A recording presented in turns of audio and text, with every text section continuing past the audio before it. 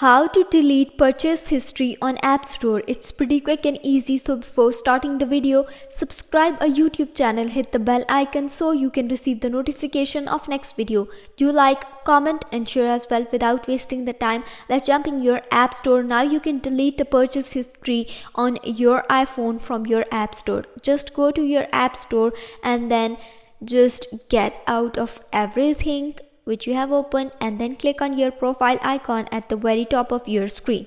Now you have to go to the purchased option, just at the top of the notification you can see the purchase. Just click on that one. You can see all purchased app in your iPhone. If you want to remove its history, you can do this. Just tap on any app you want to delete or hide from this list. Just swipe it left and you can easily see the hide option. I'm just removing a Telegram messenger here and I'm just tap on it and swipe it left, and here you can see the hide option. Just click on that little red hide option and you can easily delete this history from your iPhone. In this way you can delete the purchase history from your iPhone from your App Store. Hope it helps. If you have any question, let me know in the comments below.